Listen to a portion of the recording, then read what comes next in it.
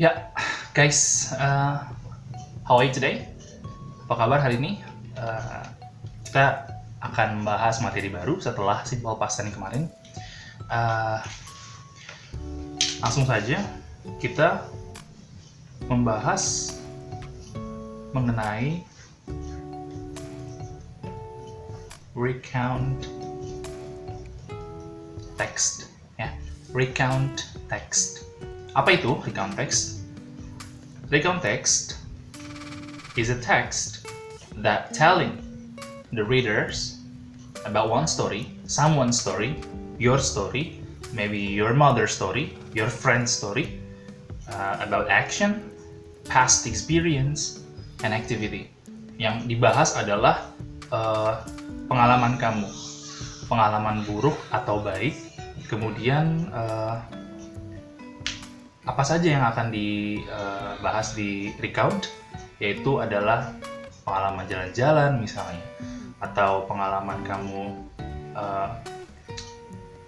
hampir kecelakaan, atau pengalaman sakit, dan lain-lain. Itu termasuk dalam recount text, ya. A text that telling the readers about someone's story, action, and activity. Yang kedua, purpose. Tujuannya apa sih? Tujuannya adalah to retell, ya, to retell. Kemudian ada lagi to inform and to entertain. Untuk menceritakan kembali, menginformasikan kepada para pembaca, dan untuk menghibur tentu saja. Past event atau past experience, ya, pengalaman-pengalaman pada masa lampau atau yang sudah kamu alami sebelumnya. Kemudian generic structure-nya apa saja? Sebelum kita membahas generic structure, kamu harus tahu dulu generic structure adalah poin-poin yang biasanya mengisi tiap paragraf dalam setiap teks. Nanti saya akan kasih contohnya di contoh teks recount tersebut, ya. Kita ngebahas bagian generic structure-nya dulu. Ada apa aja? Ada orientation. Yang pertama ada orientation, ya. Orientation yang pertama,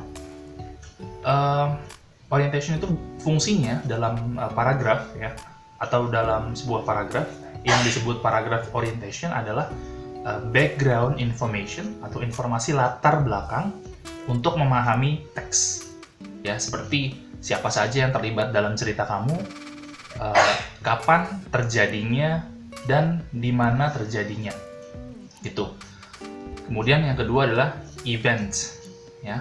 The series of events ordered in chronological sequence. Jadi setelah kamu membahas tentang background information to understand the text, kamu juga harus membuat kronologinya.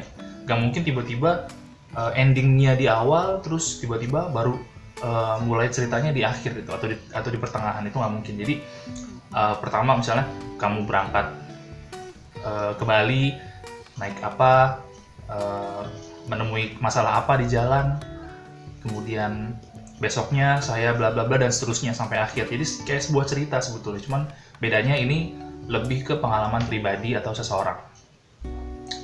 Kemudian yang terakhir ada reorientation, a personal comment about the event or what happened in the end.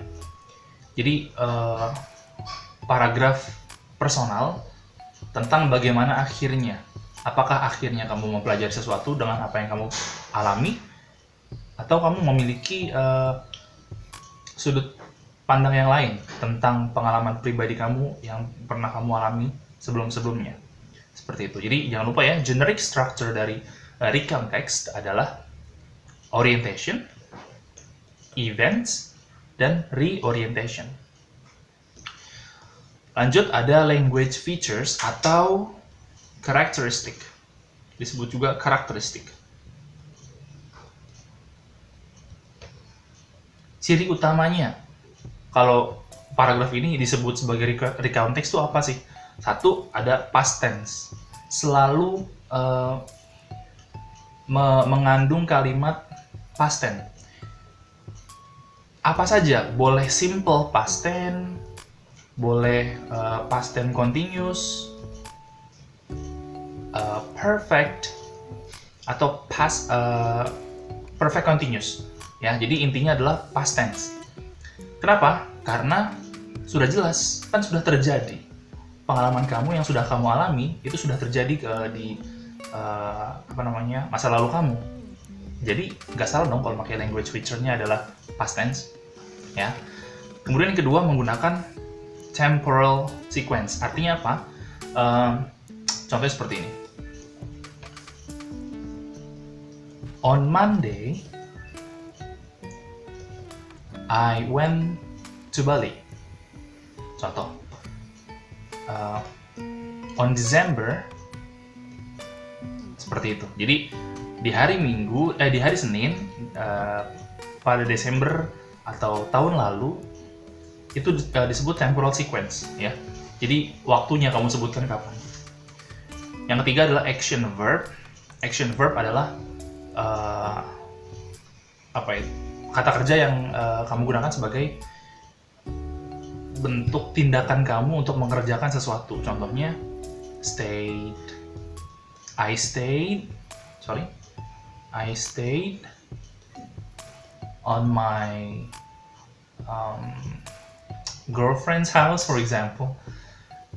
Masa nginep di rumah pacarnya sih? I stayed on my grandma's house, for example, and then I went to Jakarta because there's some problem, for example. Ya, jadi gunakan kata kerja aktif, action verb. Kemudian ada conjunction untuk menghubungkan kalimat demi kalimat, paragraf demi paragraf. Contohnya, after that. Kemudian apa lagi? And then. Seperti itu. Apa lagi? Finally. Ya, kamu bisa cek di Google, di YouTube juga banyak banget yang ngebahas tentang conjunction. Intinya adalah recount text memiliki 4 language feature. Sebetulnya banyak, cuman yang paling penting adalah ini. Past tense, ya, temporal sequence, action verb, and conjunction. Seperti itu. Kemudian ada yang terakhir,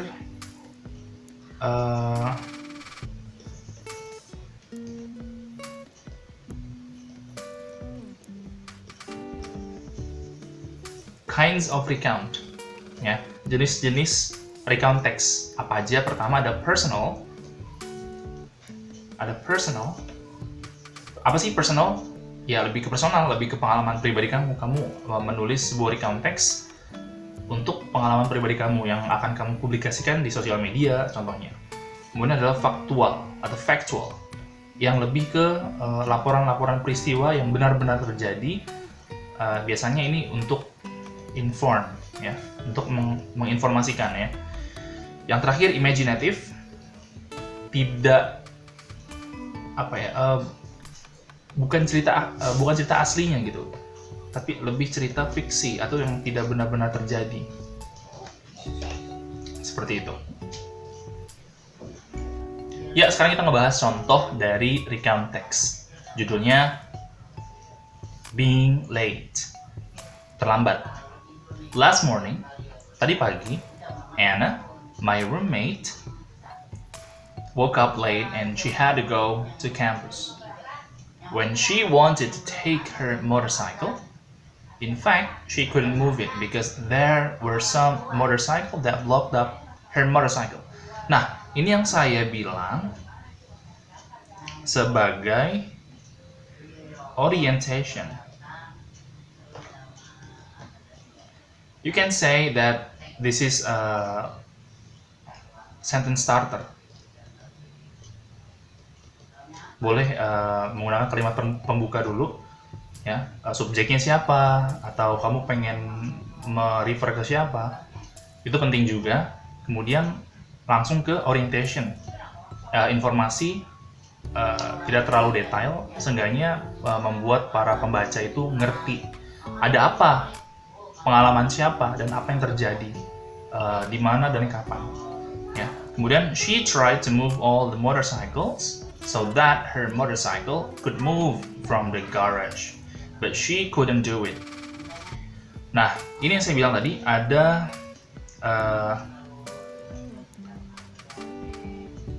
events ya, ada eventsnya. Ini termasuk events. Ya, kemudian terakhir termasuk reorientation.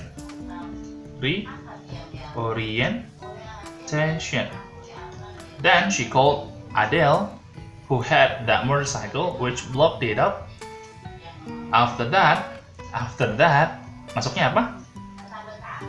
Termasuk ke, conjunction, ya, termasuk ke conjunction. Then after that, finally, she could move her motorcycle and rode it to go to campus. Seperti itu. Ini contoh sederhananya. Saya harap kalian mengerti apa yang telah saya sampaikan. Kalau ada kekurangan, jangan lupa tambahkan kritik kamu yang membangun, yang konstruktif. No hate speech. Semoga kita bisa belajar lebih giat lagi untuk berbahasa Inggris. See you next time. Bye-bye.